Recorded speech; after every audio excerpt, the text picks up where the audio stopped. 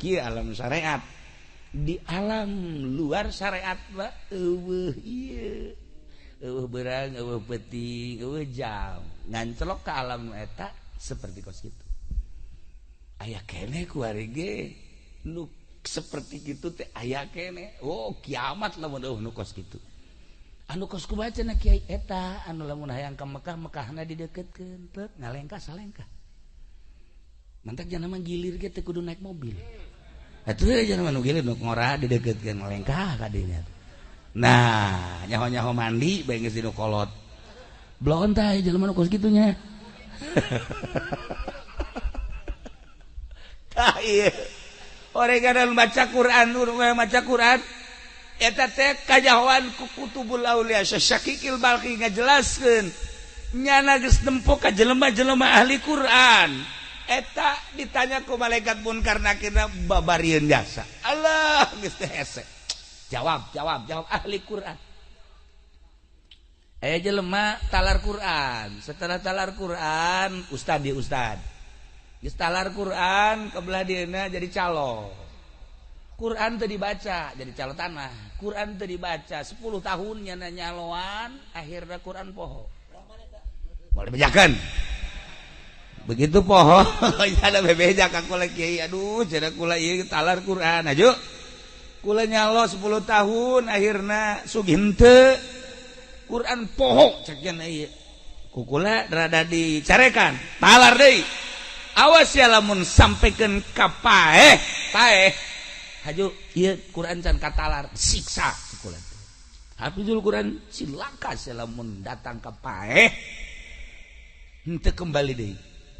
Teu kudu dicaritakeun hadisna. Waktu langsung we nyana balik ka mana alar deui Quran. Oh, dimulayan deui terus. Encan kaburu katalar maot. Jelema teh maot bae. Salat kubur di tukangan imah. Wasiatna menang merenganan satahun tirkah eta tanah teh dek dibagikeun majikan anak. Nah, laporan ka kula ieu daek nu meulina asal kuburanna pindahkeun kumaha ge? Pindahkeun. Geus kuburan maka ditu ka wakaf. Digali. Masyaallah. Eta awakna dampal eueuh dagingan. Engke bitis datang ka tuur aya. Tuur eueuh dagingan ka dieu enclok-enclokan. Belah dia eueuh dagingan, belah beuteung aya saeutik belah tukang. Ka dieu eueuh dagingan tah. Eta hafizul Quran nu poho. Disiksa tah. Ulah nyaritakeun jelema nu beleger loba jasa. Ketika digali kuburanna beleger padahal jelema bodoh, ikhlas waktu ibadahna. Geus lain saeutik ka makos kitu mah. Loba aya jelema kiai, beledegan kiaina. Wah, hebat jasa. Begitu maot bau mayitna ge. Lamun urang Abu Yadahlan ketika maot guru abah guru urang sararea nuanieun kan mandiat nungguan abah. Begitu abah datang karak di pandiat nu bantak teu wani kunaon seungitna luar biasa. Masya Allah seungit. Aya kiai 3 kiai nu ngundang kula. Encan di pandiat bau. Encan di pandian geus bau. Kula nanya, ieu pagaweana salianti nyai naon sih? Orenganan ngeridit-ngeriditkeun. Ngeridit-ngeriditkeun. Atuh pan ieu mah nya ngeriditkeun, nya ngeridit atuh geus. Atuh geus ka apa ieu mah? Geus pokona. Teu bisa kuku bae teh mah jero. Teu tanggung jawab geus pokona tuh. Seperti eta. Ya Allah, ya Rabb. Lamun guru kula di Garut geus hese jaritakeunana seungit teh. Jadi kubur memehna ge kula nyana hayang di pandian, memeh maot hayang di wuduan.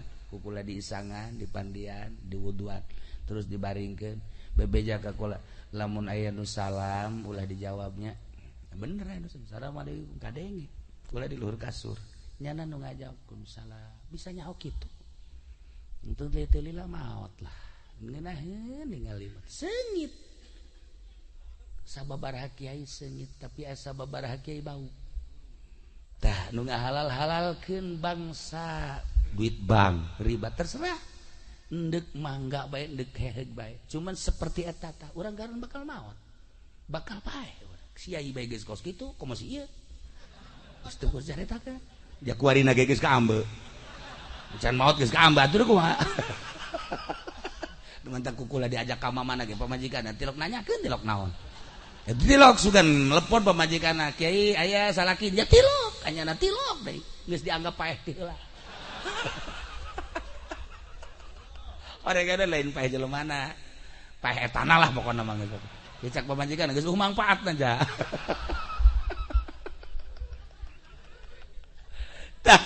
nomor kahiji nomor kadua mantak maca Quran kade ibu si kade aduh cenah geus kaburu teu bisa ja baheula mah teu belajar naon nu bisa kuari bisana cenah kulhu Quran keneh geus baca kulhu saloba-lobana ulah kurang ti 200.000 jadi atakah eta kulhu jelema anu maca kulhu sampikeun ka 200.000 haram awakna ka neraka teu kumaha coba cak Kangjeng Nabi eta maca ti kuari kulhu Qul huwallahu ahad Allahus samad lam yalid wa lam yulad wa lam yakul lahu kufuwan ahad den make batu hiji Qul huwallahu 200.000 200 batu bisa pakai ngabangun imah eta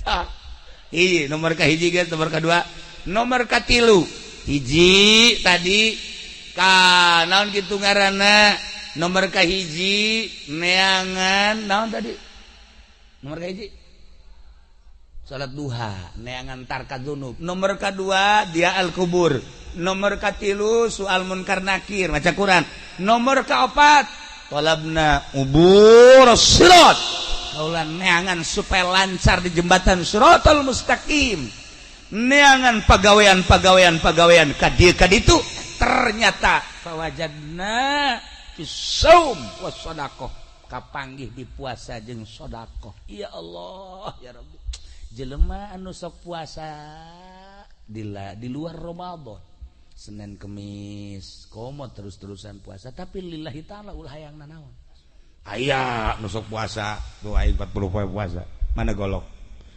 pantas puasa saya juga golok tah itu lain puasa nu kos kitu puasa karena Allah aya santri 7 poe 7 peuting puasa bae bukan lagi cabai rawit pohara jasa siek puasa naon sih hebat amat pasang masan sarwiti aing goblok ceuk sarwiti ditanya nyiduhan ka aing ayo poterkeun ku aing sia tasbih ya Allah atuh lain puasa kos kitu lain ya sarwiti mah teu kudu puasaan ku ari mah bawakeun mobil beat motor dah sia kosok jasa bisa maca beat segala naon beat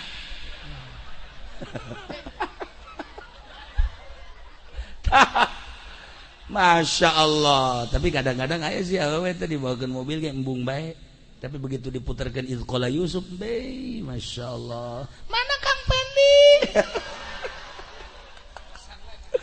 emang enak aduh Assalamualaikum warahmatullahi wabarakatuh.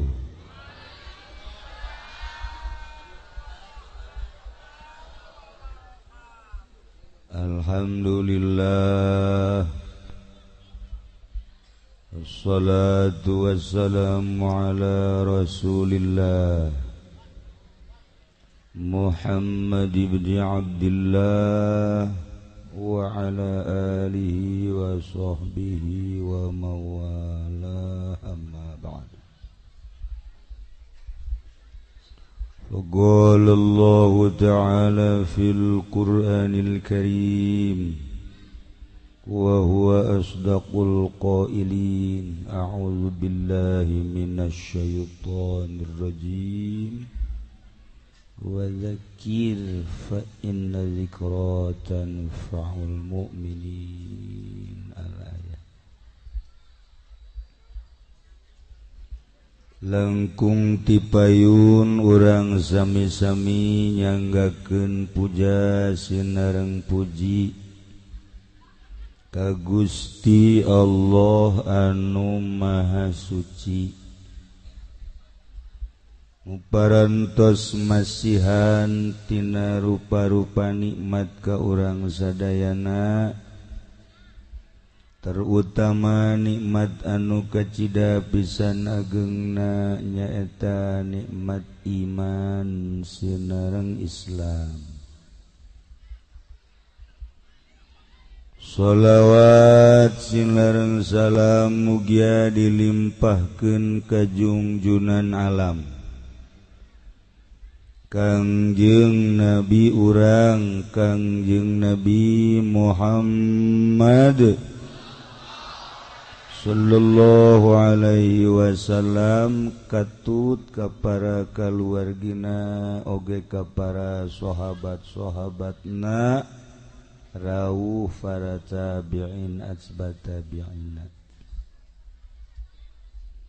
al-mukarramun para alimil ulama para asatid para tokoh masyarakat bil khusus ka Kiai Haji Basrudin oge ka kiai-kiai nu sanesna aya sababaraha tokoh aya Bah Haji Didi oge nu sanes-sanesna bil khusus pisan deui ka keluarga duka keluarga almarhum Abah Haji Sukari patali sareng simkuring ialah aya patali besan jadi besan pun alo bil khusus pisan deui katamu urang anu pangkolot-kolotna anu geus teu kuateun hirup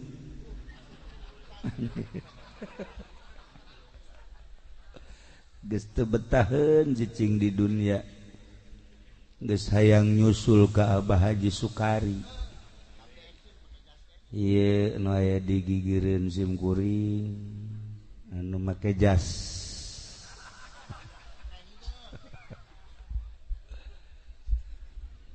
para qori alhamdulillah anu tadi parantos ngadengungkeun ayat suci Al-Qur'anul Karim nu sami ku simkuring dimulyakeun kalayan inayah ti Gusti Allah alhamdulillah dina wengi ieu hampir bae simkuring moal hadir ieu hampir lantaran malam Rebo jangjina mah diundur ke malam Kemis aja puyeng mantas naik bus puyeng sebab di jero busna ieu ngahiji jeung nu kieu jadi ngobrol teu konsentrasi titah maca sholawat di jero mobil endahan dara rongeng bae mending dongengna dongeng nu bener mah teu meunang manggih nu bahenol ditunjuk. Ya Allah ya Rabbi asalna aya nu nyingkap seuri cecek kula geus kolot kitu mah tunya lah tapi ternyata horeng makin kolot makin ngegedean tah himah narakana sekali deui ieu mah berkat inayah ti Gusti Allah alhamdulillah simkuring khususna umumna urang sadayana kempel di dieu dina raraga dorong doa ngabesuk ka dulur urang keluarga urang anu geus aya di alam barzakh anu urang ge pasti moal birek deui moal kembang boa deui urang ge sarua bakal nyusul sakumaha nu diucapkeun ku junjunan urang Kangjeng Nabi Muhammad sallallahu alaihi wasallam antum lana salafun wa nahnu alaikum tabaun wa inna insyaallah ta'ala bikum lahiqun aranjeun kabeh wahai ahli kubur geus tari heula miheulaan kami wa nahnu cek kaji pendi kami ge bakal nuturkeun wa nahnu alaikum tabaun bakal duturkeun wa inna insyaallahu ta'ala bikum lahikun bakal nyusul moal kebal deui urang aminan amin mudah-mudahan nyusul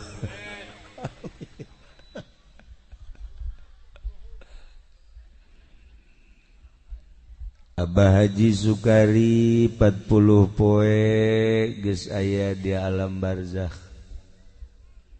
memeh nama nyana babarengan jeung urang barang daharna sarua jeung urang sangu daging nginumna sarua kitu keneh bubuahanana sarua tapi barang geus maot mah horenganan kadaharanna lain kadaharanana hayang dibere ayat-ayat suci Al-Qur'an doa-doa sholawat beda horeng kadaharanan atuh kuari bae urang kiriman Haji Pendi ulah dibere nanaon nya nama urang hadiahan bae ila ruhi Haji Pendi Al-Fatihah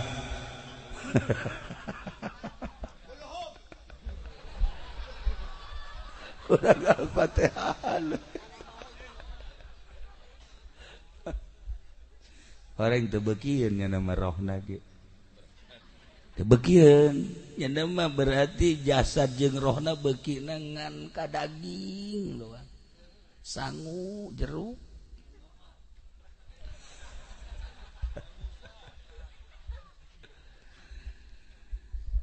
ternyata horenganan Allah nyiptakeun manusia teh beda-beda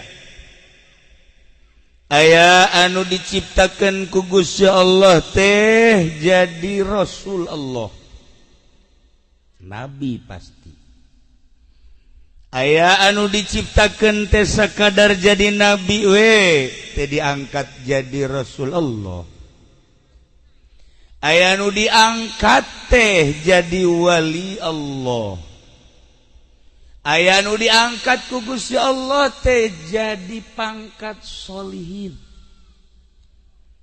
aya anu diangkat ku Gusti Allah diciptakeun teh sekedar mukmin aya deui nu diangkat ku Gusti Allah diciptakeun ku Gusti Allah jadi munafik geus ka ditu nu jadi kafir murtad jelas lamun manusia dilahirkeun ka alam dunia diciptakeun ku Gusti Allah jadi Rasul Allah pasti nabi tempatna geus jelas moal aya hiji-hiji acan nu dikanarakakeun pasti ka sorga eueuh hiji rasul eueuh hiji nabi nu diasupkeun ka neraka mantak di Bandung aya nu hayang jadi nabi Nabi Asep ku hayang-hayangna ka sorga embung ka neraka urut tukang beca eta urut tukang beca ku resep-resepna nyana nabi mah ka sorga lah aing ngaku jadi nabi bae lah deres sama orang Bandung henteu urang pangodokan mun urang pangodokan kan jore masa nabi ngodok tawa aya urang aya nabi lahir di Rancabango aing mah teu hayang jore ngaran lembur Rancabango jore kan atuh jore coba Cilongok bae siapa hasud atuh jore Rancabango Masya Allah lah lembur iya masalah nu penting jelema-jelemana nu bararagus diciptakeun ku Gusti Allah jadi syuhada cara para sahabat di zaman Kangjeng Nabi jelas syuhada mah ahli surga diciptakeun ku Gusti Allah jadi aulia-aulia Allah jutaan, puluh juta, ratusan juta nu diciptakeun ku Gusti Allah jadi wali-wali Allah nu geus tenar di urang bahkan selalu kurang dikenang di hadiahan Tuan Syekh Abdul Qadir Abu Hasan Asyadzili geus puguh madzhabul arba'ah Imam Syafi'i eta anu suku urang di hadiahan Sirri Sikti Ma'rufil Qurhi Junaidil Baghdadi ya Allah eta lain sambaraga jelema belah dieuna di urang aulia itisah wali-wali sanga di urang aya Syekh Maulana Hasanuddin aya di dieu nu ngaran Hasanuddin aya tukang naon ngaranna mah bagus Hasanuddin Masya Allah tapi horengan wali yang monggen lah sakitu bae pokona mah tah aya deui di urang putrana Syekh Maulana Yusuf beuh Masya Allah aya di dieu Yusuf ayalah kok urang nyaritakeun Kangjeng Nabi Yusuf nya kasep nya nabi sorga aya Yusuf dia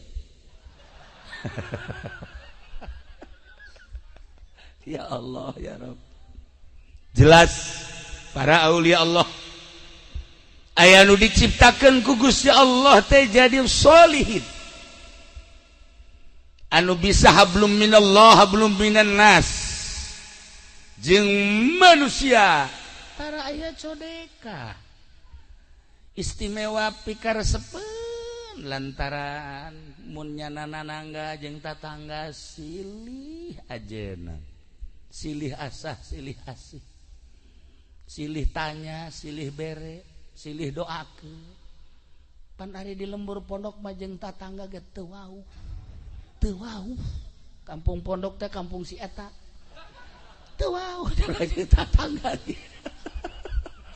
bahkan lamun eta tatangga tabrakan hadege pan eta senep kana jantung sholihin mah Masya Allah jeung tatangga jeung babaturan indah boga babaturan sarua pada ngawarung warungna maju alhamdulillah Gusti keun bae abdi mah teu maju ge asal babaturan abdi bae eta ku bahasa ngeunaheun pibuktieudanna Masya Allah aya nu tani sawah babaturan urang mah baragus di daerah sawah nu urang mah kuwereng alhamdulillah Gusti kajen nu abdi mah kuwereng ge asal babaturan bae bararagus lamun kos gitu kan ngeunaheun ieu mah lain kitu pan Gusti kok nu abdi kuwereng itu henteu awas bawakeun bensin ku aing sia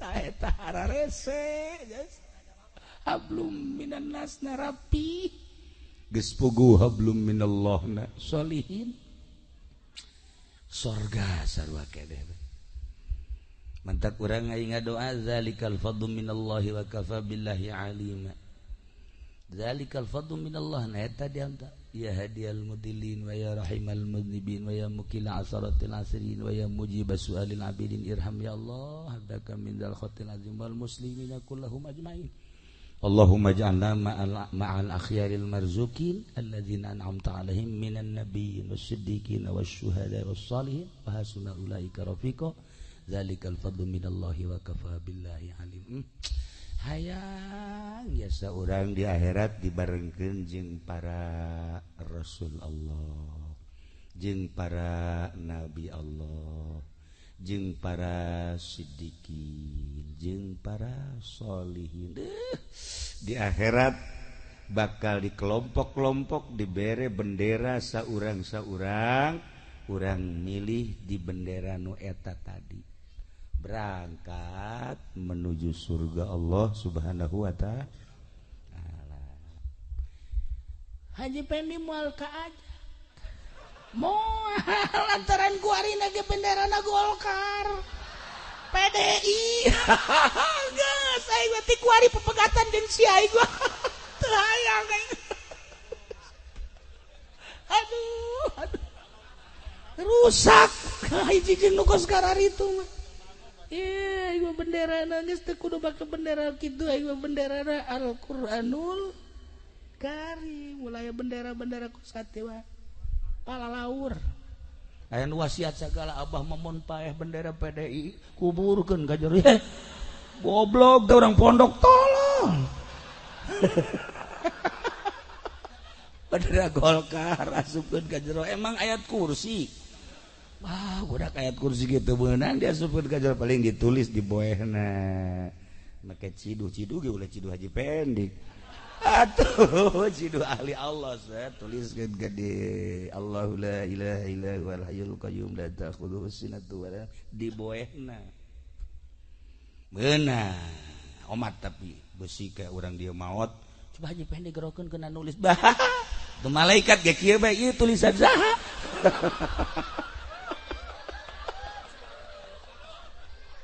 Ya Karim ya Allah. Teh ieu mah keur carita urang lamun teh mah ditanya Aisyah awak asup ka kelompok nu mana? Ya Rasul mah geus moal eueuh nabi kitu keneh jang geus ditungtungan ku Kangjeng Nabi urang. Para syuhadat ceritana baheula mah istimewa. Terus para aulia-aulia Allah ai maneh kelompok mana ya awak engke di akhirat bakal na asupna ka kelompok mana nu tadi makan geus jelas tamah boga nilai tersendiri di akhirat jelas geus moal bireuk deui ketika urang di kelompok nu eta ayana di kelompok kredit ayo sia kelompok kredit motor can anggeus datang ka ayeuna mobil gitu keneh ieu mah motor jeung mobil datang ka dibawa deui ku bank da kuari can nyokot deui ieu kelompok eta ya Allah ya Rabb sia dek kade urang ieu kukumpulan di dieu teh lain diondang ku keluarga lain diondang ku kula, lain diondang ku kori, lain diondang ku tokoh dia, diondang ku Haji Sukari. Cik almarhum Haji Sukari wahai orang kampung Rancabango. Ye, Abah Haji geus paeh. Maot besi sopan teuing urang dieu mah paeh bae. Beda kan ai maot maka jelema ai paeh maka kebo. Ya orang dia anggap kebola. Atuh bahasa ge kan beda. Di Bandung hayam, di dia kotok.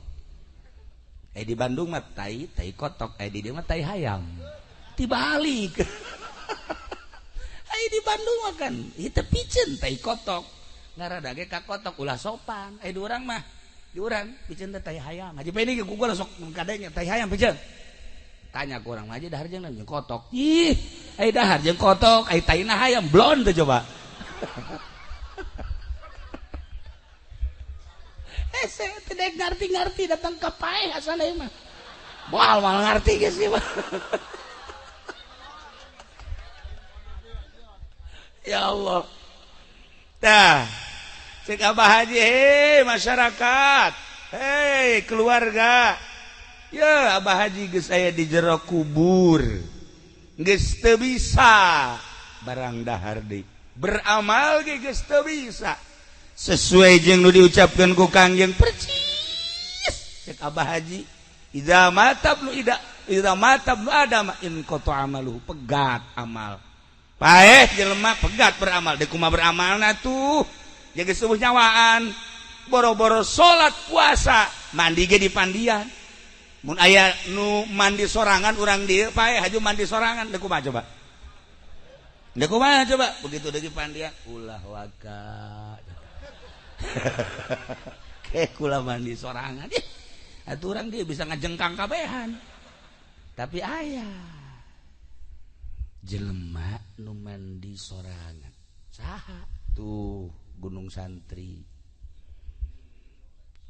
Soleh Gunung Santri nuku urang sok dizarahan nyana mah maot di luhur gunung terus nyiapkeun boeh sorangan ngagali kuburan sorang mandi sorangan. Masya Allah wali teh mah jelas nama wali mah geus macem-macem geus wali mah zahirna hungkul nu maot teh batinna menting dari sia ku ari geus pae aja kaleuna.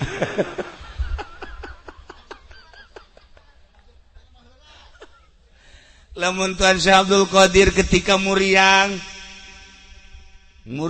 nu luar biasa, kritis geuringna. Bahasa kritis teh urang di manaon? Parah.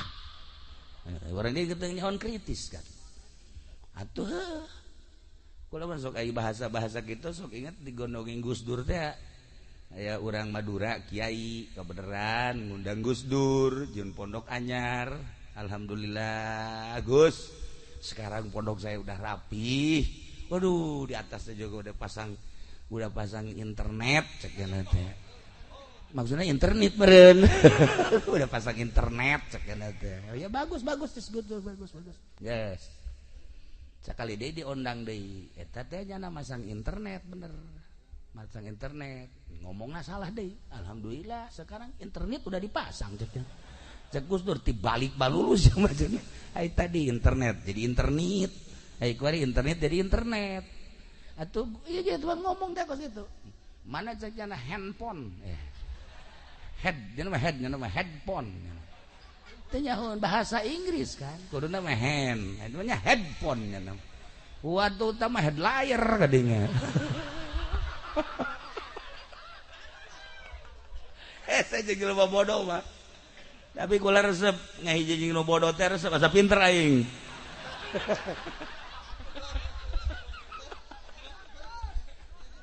Ya. Tan Abdul Qadir muriang parah. Pamajikanana anakna insuna kabeh. Daratan Tuhan saya geus kieu. Napas geus kaluhur ka handap, napas geus kaluhur ka handap. Careuri kabeh pamajikanana anak jeung insuna. Udang Tuhan saya. Wahai pamajikan, wahai anak, wahai incu, ulah cerik ceknya. Abah ulah diceung-cerikeun muriang nu ieu memoal wa ka maot abah mah. Muriang ieu mah melila kene abah ka maot. Cek anakna. Kok bisa lila kene emang abah apal-apal tuh di Lauhil Mahfuz aya kene anak abah hiji deui can kaluar. Ditonggong abah engke bakal dingaranan Abdul Rozak. Oh, eta meureun nu cilok teh nya.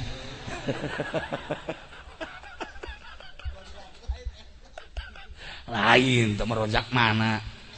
Tuh apalin walimah bahwa manehana nencan wa ka maot. Apalin masyaallah karim. Namun kemari kula di Jogja dongeng aya seseorang nu ngaran Muhtadi. Jelemana biasa bae, tani jelemana. Kadang-kadang atuh ngaran-ngaran marhaba biasa terjadi nomor hiji. Make anak tilok make jas cara sia tilok.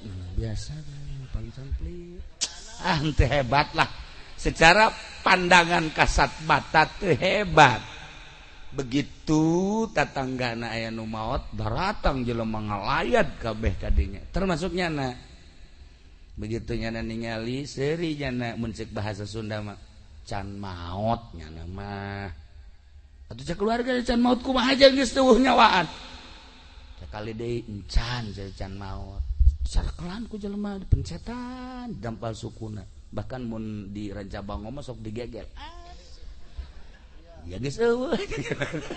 Eueuh geus maot.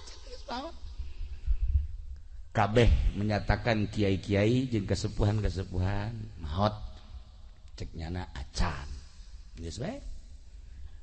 Di jam 10 jelema ngalayan rame, jam 12 mulai siap di pandian ba'da zuhur di pandian bungkus menjelang asar sholatin langsung bawa ke makam. Begitu diasupkeun ka kubur nyana huda. Kula di mana cenah ieu? Nu nguburna modal nu kararieu atuh ngajengkang di dinya. Hampir nu maot hirup deui nyana pae. Hampir.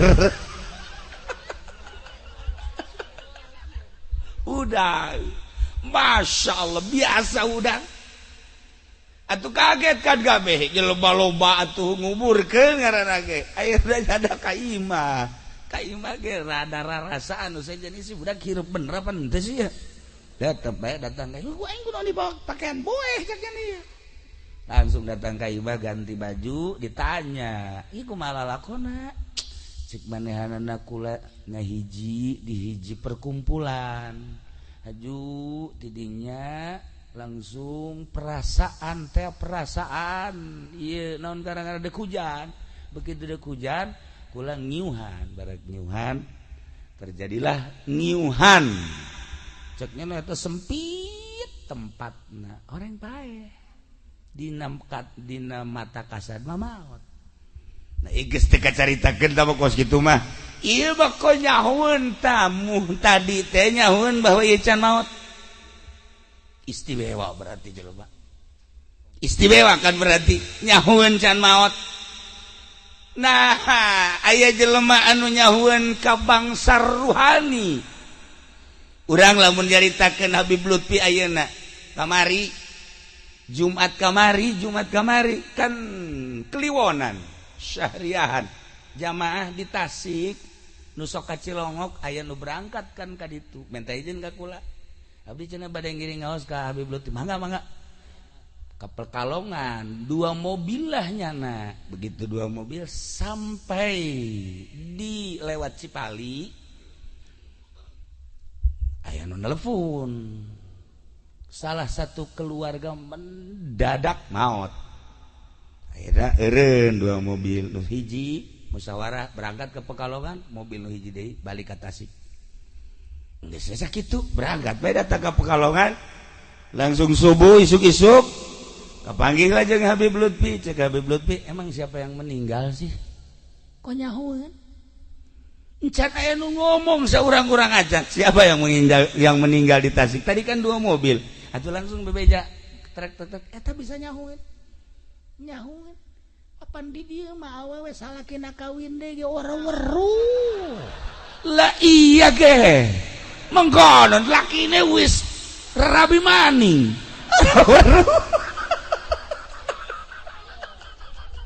Tertanda ruhani urang jauh.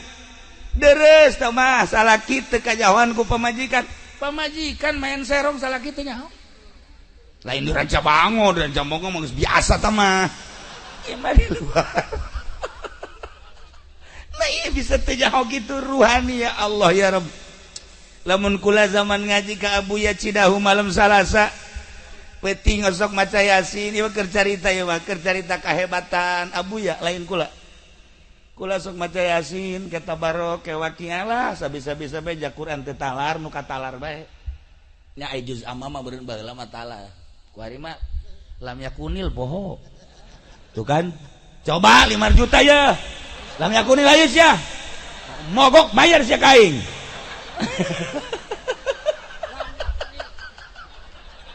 Buku-buku lagi sok ditangtangan teu talar boro-boro lam yakunil nya mah izazul teu talar cencengan hampura kieu geus kolot mah kieu lain geus kolot ti baheula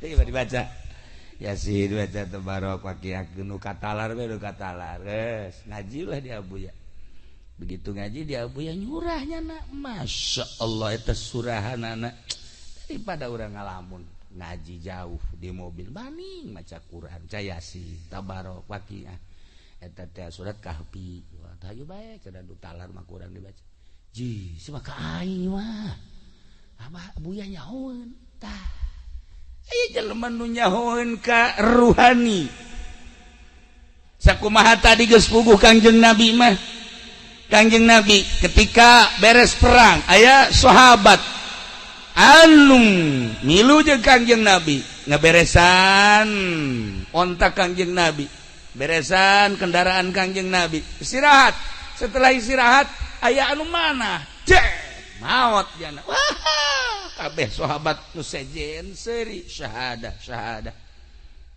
cik sahabat nu sejen mati syahid cek nyana bunga amat ku Kangjeng Nabi ditingali lah henteu cek Kangjeng Nabi teu syahadah ih Tuhan ieu kan syahadah lantaran seperti tadi ka panah henteu cek Kangjeng Nabi Kanjeng Nabi ngaliri ka luhur henteu. Langsung ditaros ya Rasulullah, di mana letak henteu syahadahna? Cak Kanjeng Nabi, aya 2 selimut nu kunyana ieu gonimah disumputkeun moal dibikeun moal dikumpulkeun. Jadi ieu pamalingan. 2 selimut barang ditingali bener ya 2 selimut. Lamun 2 selimut bae ngahalangan kana kasyahadahan atuh kok masih ieu sabaraha puluh karung nu dipaling kunyana. Ya Allah ya Rabbi tah ieu. Ya Masya Allah karim aya sahabat ahlu sufah maut, begitu maut dibuka sarungna di dia aya sadinar di dia cak Kanjeng Nabi kai ye seuneu neraka sadinar bae jadi seuneu neraka lantarannya na bebeja nama fakir bebeja nama miskin tapi ternyata aya harta nu disumputkeun lain disungut lain di hati teu jadi ahli sorga. Itu kaum model asa nunjukna lah segitu be pokona mah. Surga yang jadi surga hese. Ya Allah. Tah. Ya. Aya jelema anu geus puguh Kanjeng Rasul mah Kanjeng Nabi mah geus hese nyaritakeun apal. Saya ti zamanun. Berarti kan ditempokeun ku Gusti Allah. Hijab teh dibuka. Saya ti zamanun ala ummati. Bakal datang hiji masa terhadap umat kaula. Di antarana yuhibbunal hayat wa yubunal maut, resep jasa kahirup embung jasa kapaeh kayak di akhir zaman mah resep jasa hirup embung paeh sehingga ku resep-resepna hirup embung paeh embung berjuang nungaran nyekel senjata tidak perang ngalawan musuh Allah ngaluhurkeun agama Allah embung sebab besi paeh ketika nyaritakeun tentang agama embung nyaritakeun nu bener besi ditewak besi paeh. Engke di akhir zaman mah kiai, ustad, santri geus puguh pamarentah embung paeh ge. Paeh teh embung. Lantaran ieu kangeunahan hirup di alam dunia teh resep kana dunia, embung kana paeh. Kanjeng Nabi nyaritakeun.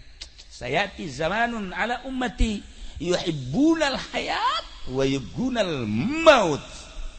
Boro-boro kita perang, kita berjuang, boro-boro kita masantren hungkul ge ulah aya sakola masantren hungkul embung besi teh hirup embung santri cereknyana teh lain jelema santri mah setengah jelema ulah mondok engke kumaha ka dituna hese dagang hese jadi pejabat hese dan lain-lain sebagainya ku resep-resepna hirup datangkan nu bener dipake ka embung mantak lamun aya urang lanca bango mondok diseungseurikeun ku urang dieu deuk naon sia mondok. Budak teboga wawasan. Padahal mah santri mah wawasanana leuwih ti pejabat, leuwih ti mahasiswa, leuwih ti sagala. Atuh pasti mahasiswa mah paling nyaritakeun wawasan dunia, kumaha politik, kumaha ekonomi. Santri mah kumaha ngajembat di jembatan Shiratal Mustaqim. Geus lain urusan dunia deui santri mah. Tuh kumaha caritana engke di jero kubur. Masyaallah karim. Kumaha caritana dan kumaha caritana engke setelah maut eta lain wawasan teh jadi lamun Kanjeng Rasul mah geus jelas para syuhada geus jelas Sayyidina Umar Sayyidina Abu Bakar lamun urang nyaritakeun kaistimewaana tentang ruhani apa haleun atuh lamun Sayyidina Utsman kadatangan tamu assalamualaikum waalaikumsalam Sayyidina Utsman senyum aya keneh nu zinah cenah cek manehana saat ieu nu zinah zina naon ya Tuhan zina mata eta tamu teh tadi di jalan tas neuleuan awewe aya awewe di deuleu kan zina mata ngaranna kaambeun ku Sayyidina Utsman lah kaambeun lamun ieu ngazaman jeung Sayyidina Utsman geus kieu bae normal teu kuat cakena ieu si jelema apa lain sih cakena jeung monyet teh bauan ieu cakena ieu bau jelema maksiat kan bau teh ya lamun para aulia Allah urang nyaritakeun Tuhan Abdul Qadir geus jauheun sakumaha tadi muhtadi seorang manusia biasa-biasa apaleun ternyata horeganan diurus ruhani sedengkeun awak urang nu diciptakeun ku Gusti Allah jadi jelema sote aya ruhan ketika ruhna kaluar awak urang geus lain ruh deui lain awak lain jelema deui mayit disebutna bangke disebutna roh urangna berhadapan jeung Sang Maha Pencipta, awak urangna dibawa ke kuburan. Teu saha dibawa ke kuburan. Cenah ieu mah presiden, bawa ke kuburan. Cenah ieu mah menteri, bawa ke kuburan. Kubur. Anakna ge anakna nitah dikubur bae. Cenah ieu mah jenderal, kubur. Cenah ieu mah kapten, kubur. Cenah ieu mah kiai, kubur bae. Cenah ieu mah haji peni, balangkeun.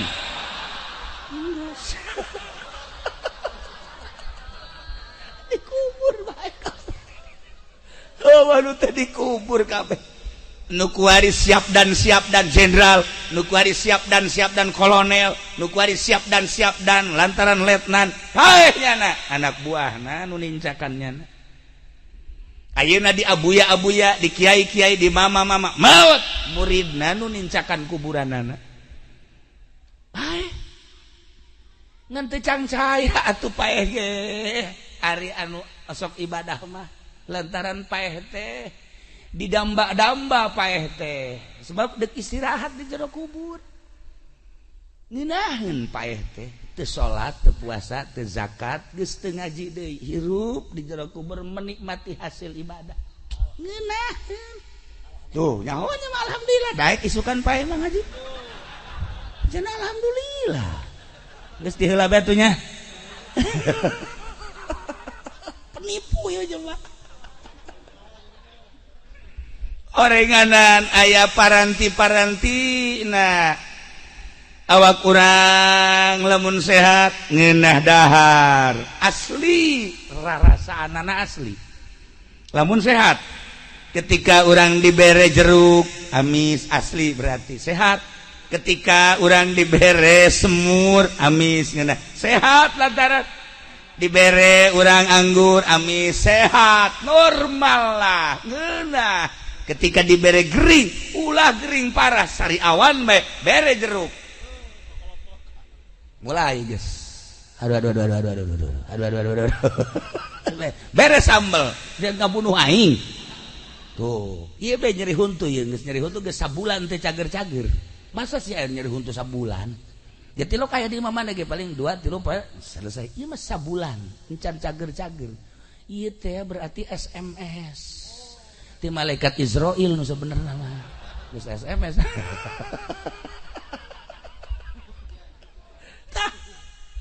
Awak urang ketika sehat ngadahar naon bae ngeunah ternyata horeng ruh ge ketika sehat baca Quran betah, maca zikir betah, puasa shalawat betah, babacaan betah, lamun ruhanina sehat.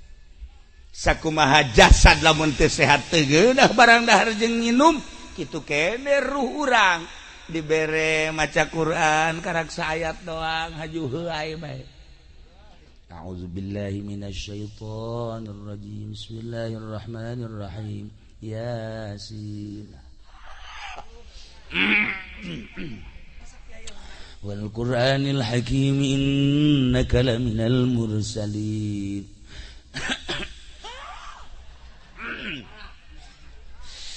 Ala siratim Tanzilal Aziz. Shadaqallahul azim. Barang dari TV mah aja sajam 2 jam kuat.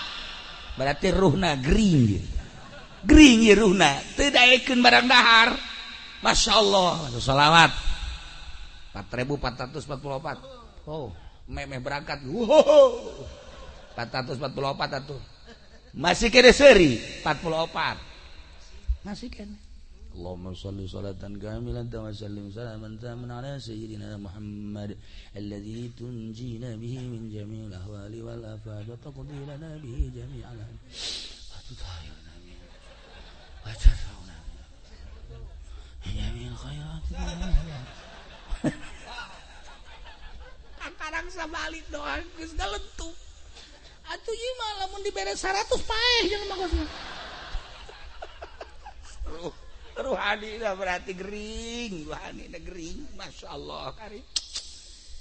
Lamun waliullah teu eureun-eureun maca sholawat zikir, teu eureun-eureun zikir jeung maca sholawat teh, lantaran lazat nikmat Masya Allah kurang menyaritakan nikmat orang makan kadaharan para aulia Allah para sholihin nikmat mun maca Quran ngeunaheun lain cara tadi maca Quran aong-aongan lain tengah peting jam 3 nu tadi ge masalah jang syiar narik-narik supaya orang bisa sekali-sekali sok geura bae urang dieu jang ngeunaheun teh soraan ri urang mana sih geus kawin tak encan haju nanyakeun kitu bae kan atuh sanajan geus kawin aya karak hiji mah masalah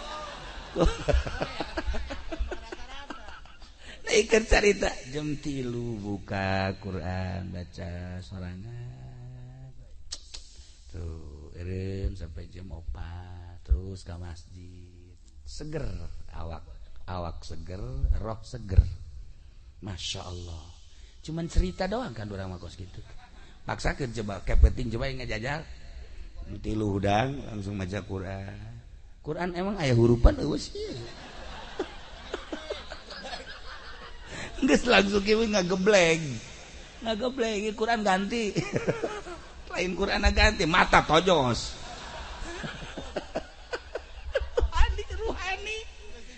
ruhani gering Masya Allah dementak lamun di torikoh mah ya perkumpulan para murid khusus teu meunang ka iluan kuno sejen aya nu nanya kiai kok bisa teu ilu bae kami ulah kok bisa ulah sih kitu amat ulah lantaran nanya deui moal kuat nu matak diulah teh moal kuat ka zikir lagi kan sampai 10.000 tadi zikir 100 bae kadeuleun geus goyang illallah nu digigir kula bae illallah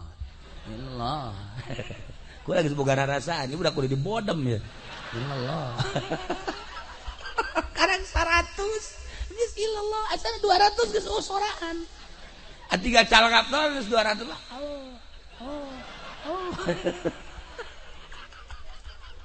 300 diimpus nu bantak ulah ge sok aya jelema hayang milu ulah di perkumpulan khusus teu meunang milu lain diulah nanaon boal kuat sebabna ruhanina gering keneh nah ibu lamun teh mah ieu awak gering ka dokter ruhani gering teu pernah ka dokter wayana nu teu kuat maca Quran embung maca Quran teu kuat zikir embung zikir teu kuat maca salat embung maca salat berarti ruhna gering bawa ka husada insani suka bawa Waalaikumsalam dari mana nih Ranca Bango siapa nama saya Sarwiti sakit apa Sarwiti ini saya kalau baca Quran kagak mau aja dok iya baca Quran kagak mau ngantuk aja terus zikir juga sama ini saya mau berobat ini mah harus ke Grogol sakieu teh lain jurusan sakieu ya Allah ya Rabb nah iyalah ruhani Masya Allah mantak kisah Kikil Balkhi nyarita dina Nasoihul Ibad talabna khamsan fawajadnaha fi khamsin kaulan neangan 5 perkara ternyata kapanggih di 5 perkara talabna tarkadzunub kaula neangan supaya ninggalkeun dosa supaya teu hayang ngalaksanakeun dosa teh kumaha carana ternyata fawajadna kaula manggihan fi sholatid duha kula manggihan di sholat duha ternyata lamun urang sering sholat duha sekali 2 kali 3 kali poe sapoe 2 poe terus bae setelah 40 poe bakal ngarasakeun nikmatna ibadah embung nu ngaran teu salat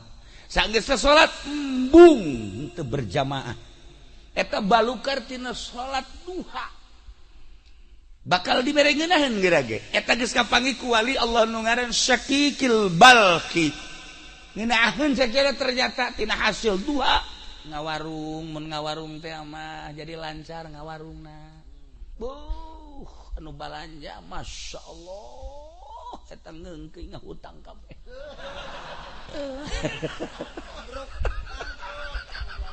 Henteu, siapa tuh inget kapan kurut bae sih. Henteu, lamun tani, masyaallah subur tanina. Ieu berkat salat duha. Eta nu kos kararatuna mah geus biasa, tapi nu istimewana bakal dibere tarkadzunub. Embung urang ngalaksanakeun dosa. Bakal hayang ibadah sebab dibere ngeunaheun.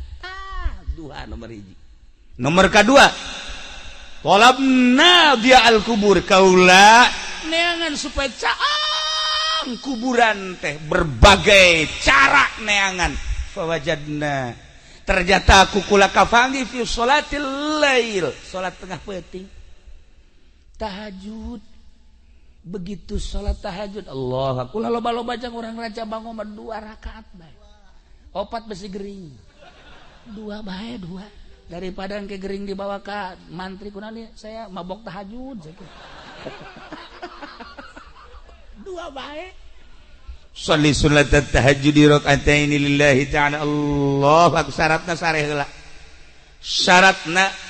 heula sanajan sakrajep lamun hayang salat penting tapi can sare cenah kiai witir 11 rakaat witir geus cenah kiai ibadah mah biasa salat hajat ge geus cenah kiai salat tasbih ngomong doang geus ya keur dongeng doang keur dongeng geus di mana nyaho ngaran teh nyaho rupa salat tasbih nah mun can sare salat mun geus sare tahajud sabaraha rakaat ge tahajud mah sadaekna urang minimal 2 rakaat nah ketika diasupkeun ke jero kubur masyaallah cak batur ieu kubur teh poek ternyata caang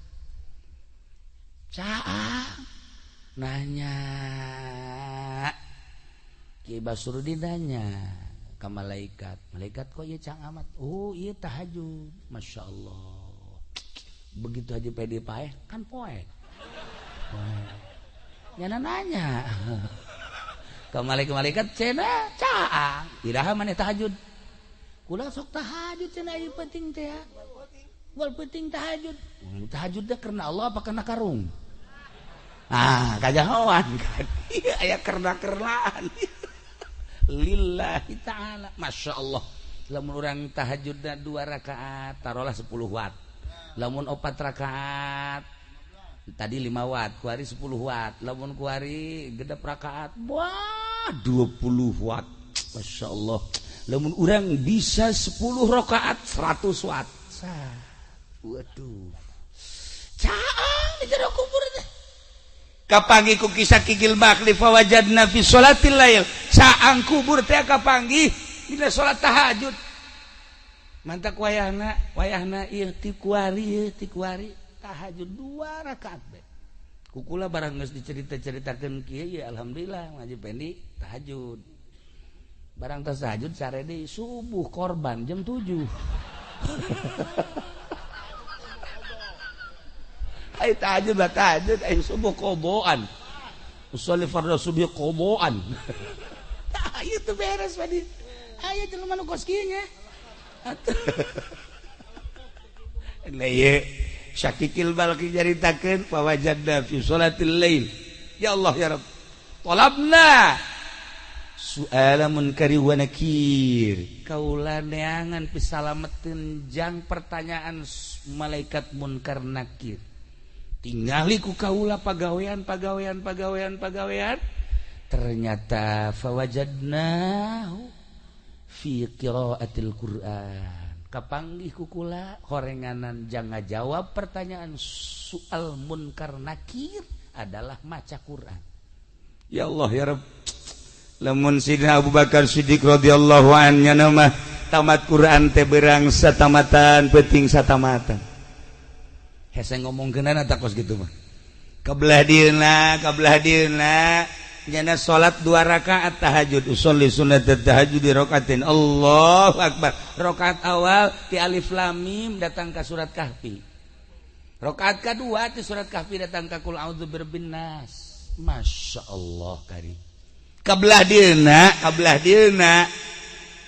dieuna sarakaat satamata 2 rakaat satamata eta si kubangun ngukur nanya kumaha macana urang lamun eukeur sajuz setengah jam benu lambat setengah jam berarti lamun hayang tamat sabaraha jam ngaji cepet atuh diajak kan angel setengah sajuz teh ya 5 non gitu ngaranna setengah jam kuari 30 juz cepet sabaraha jameun 15 tahun nu bener sih hitung coba bener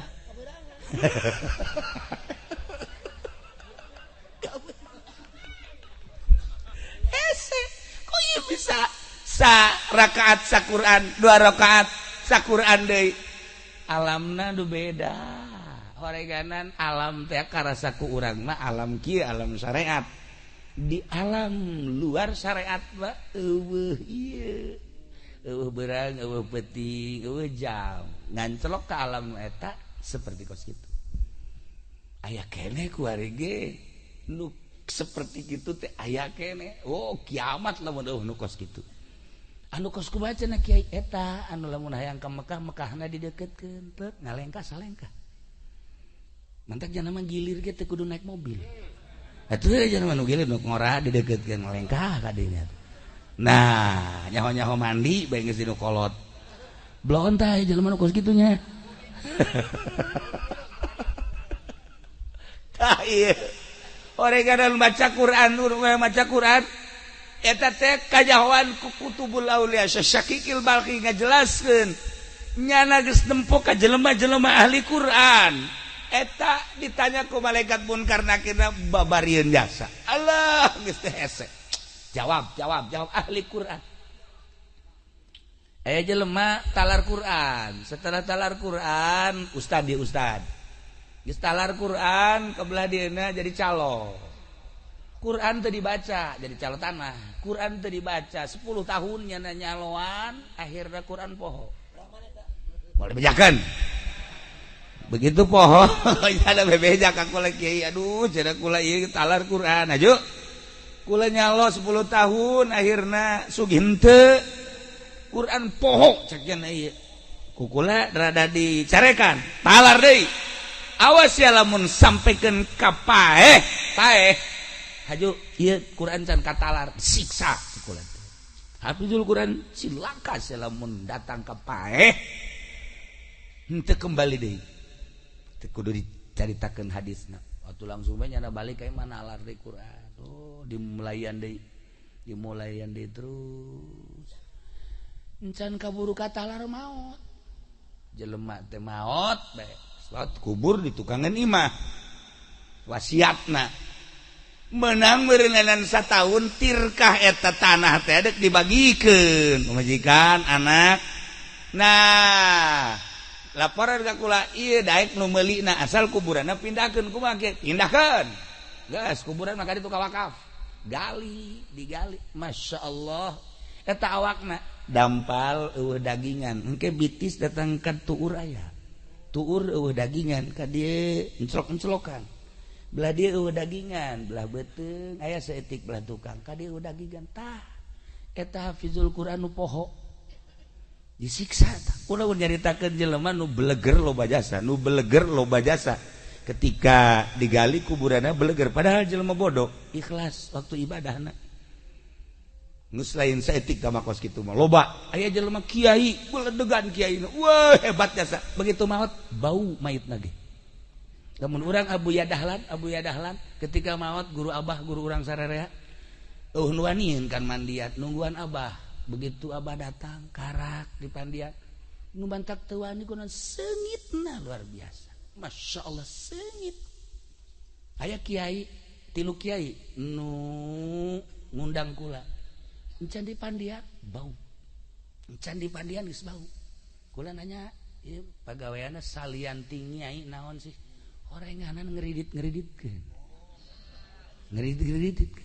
atau pan ieu mah nya ngeridit atuh geus ka apa ieu mah geus pokona teu bisa kumaha bae teh mah teu tanggung jawab geus pokona seperti eta ya Allah ya Rabb lamun guru kula di Garut geus hese caritakeunana seungit bae jadi kubur memehna ge kula nyana hayang di pandian memeh maot hayang diwuduan kukula diisangan dipandian diwuduan terus dibaringkeun bebeja ka kula lamun aya nu salam ulah dijawabnya bener anu assalamualaikum kadenge kula di luhur kasur nyana nu ngajawab salam bisa nyaho kitu untuk lila maot lah ngeunaheun ningali seungit sababaraha kiai seungit tapi asa babaraha kiai bau tah nu ngahalal-halalkeun bangsa duit bank riba terserah endek mangga bae endek heheg bae cuman seperti eta tah urang garan bakal maot bakal pae siai bae geus kos kitu komo si ieu geus teu jaretakeun ya kuarina ge geus ka ambe can maot geus ka ambe atuh kumaha dengan tak kukula diajak ka mamana ge pamajikan tilok nanyakeun tilok naon tilok sugan telepon pamajikan kiai aya salaki ya tilok anyana tilok deui geus dianggap paeh ti heula orang kada lain paeh jelemana paeh etana lah pokona mah geus dicak pamajikan geus mangpaatna ja tah nomor kahiji nomor kadua matak maca Quran kade ibu si kade aduh cenah geus kaburu teu bisa ja baheula mah teu belajar naon nu bisa kuari bisana cenah kulhu Quran keneh geus baca kulhu saloba-lobana ulah kurang ti 200.000 jadi atakah eta kulhu jelema anu maca kulhu sampikeun ka 200.000 haram awakna ka neraka teu kumaha coba cak Kangjeng Nabi eta maca ti kuari kulhu Qul huwallahu ahad Allahus samad lam yalid wa lam yulad wa lam yakul lahu kufuwan ahad tenden make batu hiji Qul huwallahu 200.000 200 batu bisa pakai ngabangun imah eta tah iya nomor kahiji guys nomor kedua nomor katilu hiji tadi ka naon kitu ngaranna nomor kahiji neangan naon tadi nomor kahiji salat duha neangan tarka dzunub nomor kedua dia al kubur nomor katilu soal munkar nakir maca Quran nomor kaopat talabna ubur sirat kaulan neangan supaya lancar di jembatan siratal mustaqim neangan pagawean kadieu kaditu ternyata fawajadna fisaum wasodaqoh kapanggih di puasa jeung sedekah ya Allah ya Rabbi jelema anu sok puasa di luar Ramadan Senin Kemis komo terus-terusan puasa tapi lillahi ta'ala ulah hayangna naon aya nu sok puasa doain 40 poe puasa mana golok pantas puasa saya juga golok tah itu lain puasa do kos kitu puasa karena Allah aya santri 7 poe 7 peuting puasa bae beh bukan lagi cabai rawit beh pohara jasa siek puasa naon sih hebat amat pasang mazan sarwiti aing goblok ceuk sarwiti ditanya nyiduhan ka aing ayo poterkeun ku aing sia tasbih ya Allah atuh lain puasa kos kitu lain ya sarwiti mah teu kudu puasaan ku ari mah bawakeun mobil beat motor dah sia kosok jasa bisa maca beat segala naon beat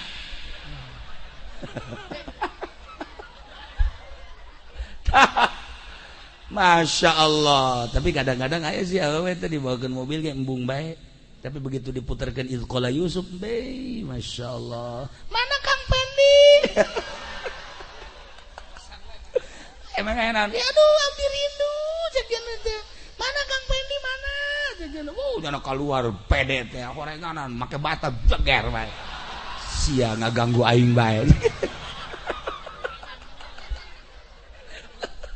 ya Allah ya Rabbi nah iya ngajembat di jembatan Siratal Mustaqim kabeh urang bakal ngajembat justru ngajembat teh orang ayeuna urang kuari keur aya dina jembatan Siratal Mustaqim kuari ngajembatna anu kuari sering sedekah nu kuari sering puasa eta ngajembat di jembatan Siratal Mustaqim nah Masya Allah aya anu sakilat kos kilat datang ke surga aya anu kos manuk plek langsung datang aya anu kos kuda sak datang ke surga aya anu lumpat plek aya anu lempang aya anu ngesot tapi tetep bae datang aya anu kakarake salengka dua leka gejebur iya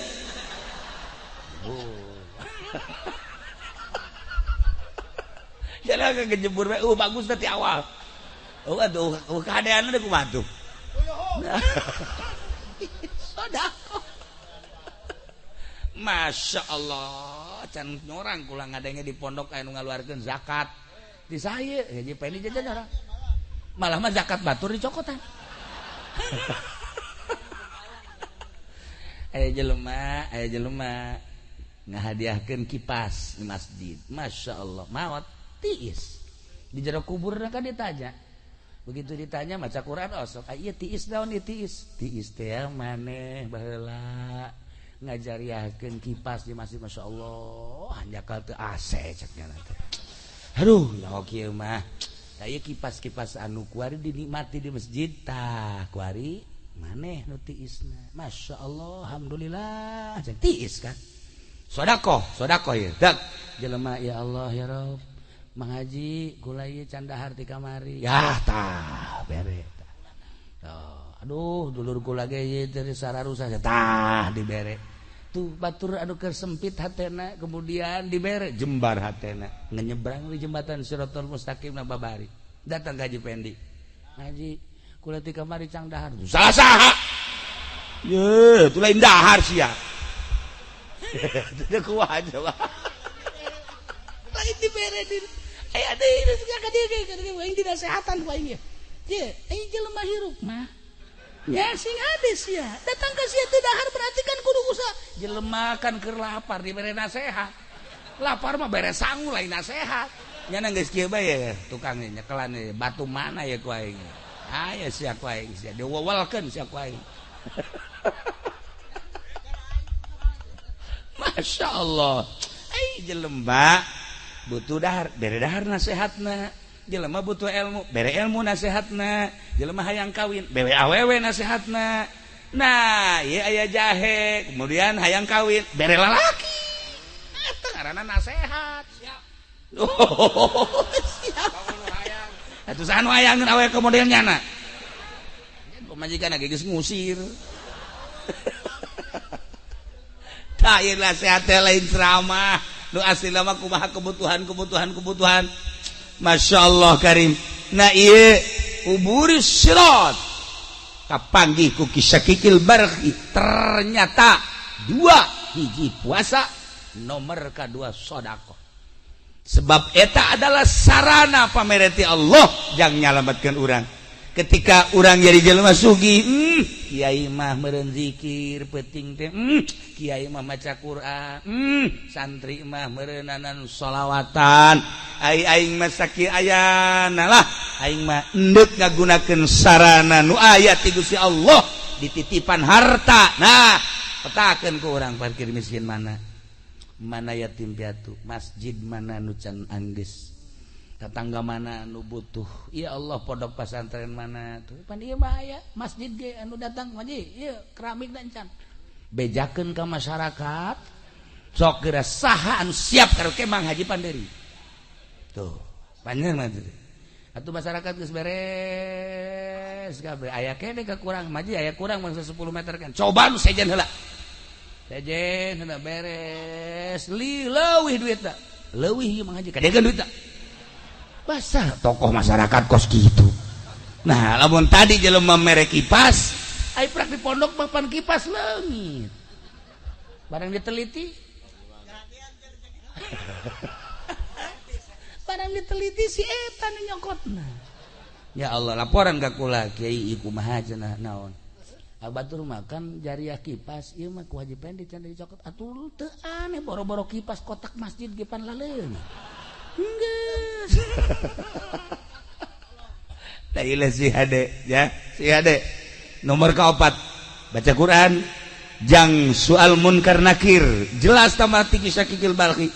Nomor keempat angkat tilu nomor keempatna ieu sedekah jeung puasa orang teu kuat sedekahna tiis bakalna di jero kubur teh urang loba sedekah teh ya Allah ya Rabbi di jero kubur ngeunaheun tiis nanya orang ke malaikat aya titisan ieu kipas aya tiis nu ieu tiis sa ieu ngabungahkeun fakir miskin Masya Allah ieu nu pohara jasa tiisna tatangga ieu pohara jasa aya tiis pohara amat kahandap-handap tiis ieu keramik masjid.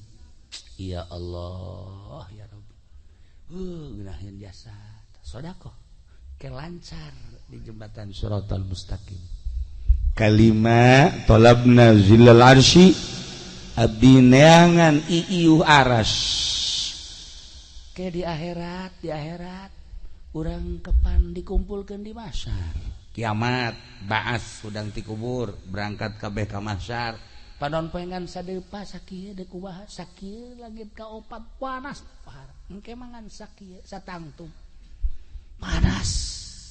Aya nu kesang teh liput, aya nu kesang datang ka mata, nu kesang datang ka irung, nu kesang datang ka sungut, nu kesang datang tergantung kumaha amal-amal masing-masing. Panas.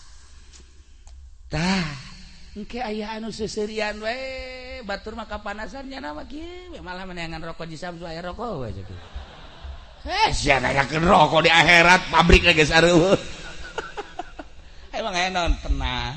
Batur kapanasan ku iman teh cak sapanas dan teh ceuk. Tenang.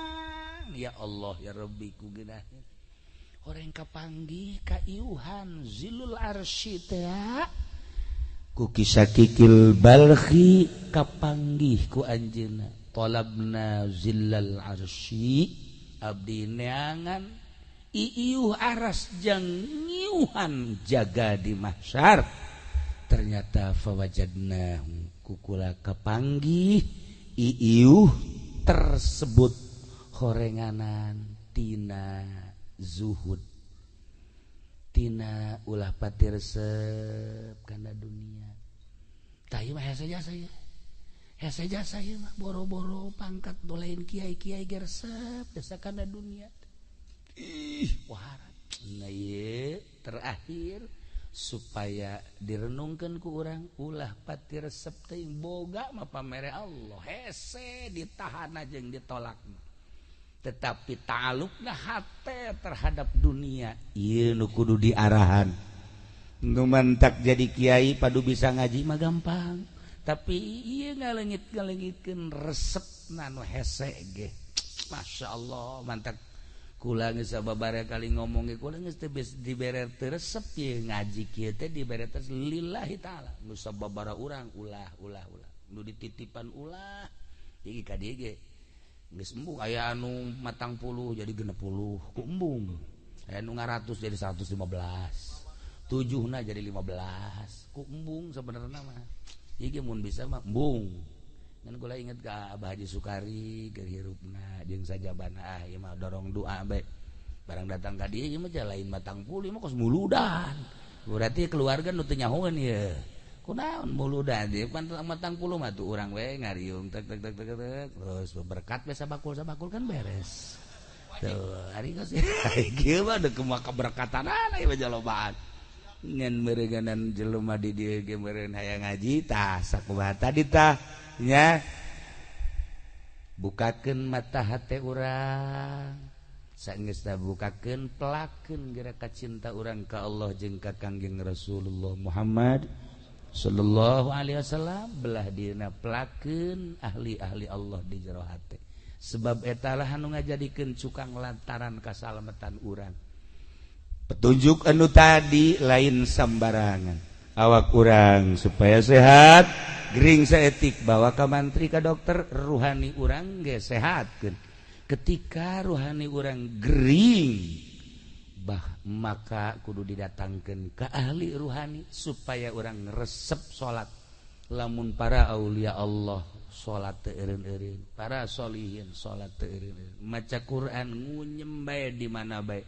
komo nu talar Quran belah dieuna nu zikir maca sholawat ruhanina meureunanan sehat ketika awak urang ruhani urang teu sehat tanyakeun ka diri urang beuh meureun loba jasa panyakitan roh urang teh ketika taluar ti awak urang khuruj ani ruh maut ngaranna roh urang anu tadina bersih kuari dangkal lantaran loba karesep jeung nuturkeun hawa nafsu berhadapan jeung Gusti Allah na bakal teu ditarima ku Gusti Allah ieulah anu bahan jadi renungan geus ulah ngarenungkeun saha nu bakal jadi presiden, ulah ngarenungkeun saha nu bakal jadi menteri, ulah ngarenungkeun saha nu bakal jadi gubernur, ulah ngarenungkeun saha nu bakal jadi bupati, ulah ngarenungkeun kumaha dan kumaha urusan batur, renungkeun diri urang ketika urang maot bisa tah henteu ngajawab pertanyaan munkar nakir. Ketika urang maot sempit apa lega sih kuburan urang. Ketika urang maot nu datang malaikat amal kasep apa goreng sih engke berhadapan jeung urang. Ketika urang maot di jero kubur nu aya nu dibikeun ka urang naimul qabri apa azabul qabri. Seperti eta lah renunganana lah geus bae ka batur mah batur bae anu neuk jadi inohong. Ja urang geus sababaraha kali ganti presiden urang mah kieu-kieu bae. Ketika batur jadi presiden sugan urang ranca bango haju di Sararumbang ya henteu. Henteu ketika batur jadi presiden sugan atuh ieu sawah ngabagusan ngagorengan kumaha urang keneh bae. Maning kembali deui nyana urang mah urang salametkeun diri urang ulah terkontaminasi ku urusan-urusan kos karar itu. Yuk urang babarengan menuju ilahi. Lempengkeun hate urang tauhid urang ka Gusti Allah, belajar resep ibadah ka Gusti Allah sebab loba jasa carita adu di maotan ku Gusti Allah ngadadak komo lamun urang nyaritakeun palu lain ngadadak deh berjamaah ribuan teh mah ribuan jelema per detik ieu masih keneh disangsikeun jelema di jero na paeh apa encan sebab jeritan-jeritan kuari makin kadenge.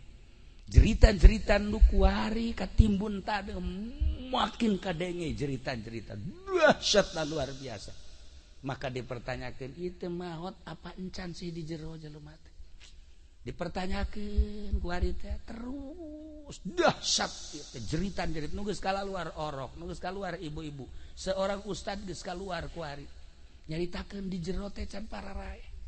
Sedengkeun kuari teh geus dijadikeun monumen moal digali keputusan pemerintah setempat teh kumaha coba jelema di jero uyak-uyakan keneh siksa Allah. Nah ieu mah keur carita urang mau nyaritakeun kunaon jeung kunaon jeung kunaon geus nyaraho kabeh geus ulah nyaritakeun eta mendingan renungkeun diri urang mun aing isuk paeh amal aing nu mana nu bakal ditarima ku Gusti Allah sakitu bae. Itulah para jamaah kaum muslimin wal muslimat rahimakumullah. Yuk urang doakeun Abah Haji Sukari mudah-mudahan dihampura sakabeh dosana, ditarima amal ibadahna, dilegakeun jeung dicaangkeun di kuburanana, dibere kanikmatan kubur ku Gusti Allah. Dulur urang, bapak urang, emak urang, kumna ahli-ahli di dieu khususna umumna nu haladir di dieu, bapak urang, dulur urang nu geus marot mudah-mudahan dihampura sakabeh dosana, dicaangkeun di kuburanana, dilegakeun di kuburanana, dibere kanikmatan kubur ku Gusti Allah Subhanahu wa taala. Urang nu can maot mudah-mudahan husnul khotimah. Mawa kalimatun thayyibah la ilaha illallah Muhammadur Rasulullah sakitu bae pihatur tisib kuring hapunten tina samudaya kalepatan sareng kakiranganana. Wallahul muwaffiq ila aqwamit thoriq. Wassalamualaikum warahmatullahi wabarakatuh. Allahumma salli wa sallim ala sayyidina Muhammadin fil awwalin wal akhirin wa barik wa sallim amin ya Allah ya rabbal alamin. Allahumma ihdinas siratal mustaqim, Allahumma ihdinas siratal mustaqim, Allahumma ihdinas siratal mustaqim, siratal ladzina an'amta 'alaihim minan nabiyyin wasiddiqin wasyuhada'i wassalihin. Wa hasuna ulaika rafiqa dzalikal fadlu minallahi wa kafa billahi 'alima. Bana taqabbal minna innaka antas samiul alim wa tub alaina innaka antat tawwabur rahim. Shalli wa sallim ala jami'il anbiya'i wal mursalin walhamdulillahi rabbil alamin. Taqabbal ya